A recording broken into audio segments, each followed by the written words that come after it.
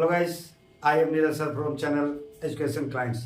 Today we will discuss about the differences, or we said that difference between aerobic respiration and anaerobic respiration. Students देखिए, aerobic respiration और anaerobic respiration में difference पढ़ेंगे इस video में हम लोग, और स्पेशली ये क्लास 10 के लिए 8 और 10 मान लीजिए 8 और 10 के लिए है।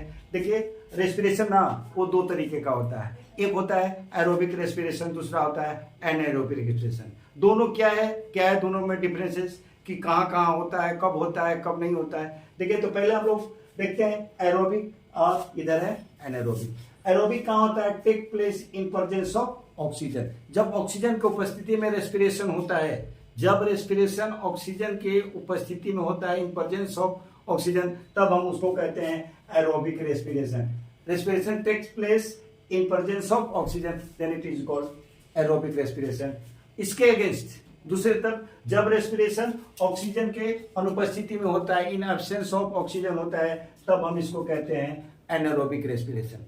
एरोबिक रेस्पिरेशन होता कहाँ है? तो एरोबिक रेस्पिरेशन माइटोकांड्रिया में होता है। आप लोग पढ़ के आए हैं, 8 क्लास में पढ़े हैं, 10 क्लास में पढ़ के आगे बढ़े होंगे कि माइटोकांड्रिया को कहते हैं power house of the cell, क्योंकि यहाँ एरोबिक रेस्पिरेशन होता है और लॉट ऑफ एनर्जी रिलीज होता है, इसलिए माइटोकांड्रिया को कहते हैं power house of the cell. यानी एरोबिक रेस्पिरेशन कहाँ होता है? माइटोकांड्रिया के अंदर होता है, जबकि एनाएरोबिक रेस्पिरेशन साइटोप्लाज्म के अंदर होता है, और यहाँ बहुत ही कम एनर्जी आपको मिलता है। तो याद रखिए, एरोबिक रेस्पिरेशन माइटोकांड्रिया के अंदर होता है, एनाएरोबिक रेस्पिरेशन साइटोप्लाज्म के अंदर होता है।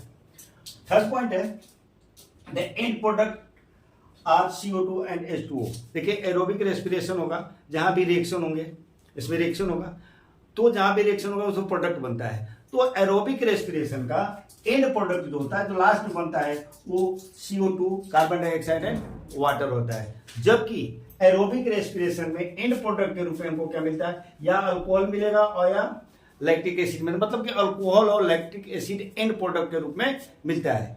फिर से रिपीट कर लीजिए इसको। एरोबिक रेस्पिरेशन में एंड प्रोडक्ट जो होता है वो कार्बन डाइऑक्साइड एंड वाटर होता है, जबकि एनाएरोबिक रेस्पिरेशन में एंड प्रोडक्ट आपका अल्कोहल और लैक्टिक एसिड होता है। इसमें तीसरा बात है कि चौथा, more amount of energy release. Aerobic respiration जो ऑक्सीजन की उपस्थिति में होता है उसमें बहुत ज्यादा आपको एनर्जी मिलता है, जबकि anaerobic respiration in absence of oxygen होता है, इसलिए यहां एनर्जी लेस अमाउंट में रिलीज होता है। देखिए इक्वेशन जो होता है, रेस्पिरेशन है तो दोनों कंडीशन में क्या है? ग्लूकोज होगा, ग्लूकोज टूटेगा। फर्स्ट ऑफ ऑल ग्लूकोज टूटेगा, किसमें टूटेगा? ग्लूकोज टूटेगा पायरुवेट में। देख लीजिए ग्लूकोज किसमें टूटेगा? पायरुवेट में। कहाँ? एरोबिक रेस्पिरेशन में ग्लूकोज टूटेगा पायरुवेट में। अब फर्दर पायरुवेट टूटता है carbon dioxide, water and energy. जो हम लोग का केस है, ह्यूमन बींग्स में क्या होता है? एरोबिक रेस्पिरेशन होता है। आप खाना खाते हैं, ग्लूकोज ऑक्सीजन की उपस्थिति में टूटेगा, किसमें टूटेगा? पायरुवेट में टूटेगा। पायरुवेट फिर फर्दर जाकर के किसमें टूटेगा? कार्बन डाइऑक्साइड में टूटेगा, वाटर में टूटेगा, और एनर्जी, लॉट ऑफ एनर्जी मिलेगा। इसमें देख लीजिए एनाएरोबिक रेस्पिरेशन में, ईस्ट के केस में देख लीजिए, ईस्ट के केस में क्या होता है? ग्लूकोज जो होता है वो टूटेगा किसमें? पायरुवेट में टूटेगा। फर्दर पायरुवेट किसमें टूटेगा?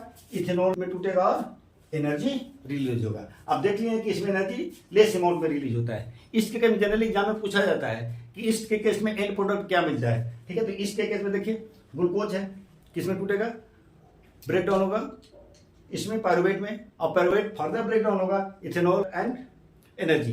देखिए स्क्रीनशॉट लेने के चक्कर मत पड़िए, लास्ट में आपको मौका दिया जाएगा स्क्रीनशॉट लेने का।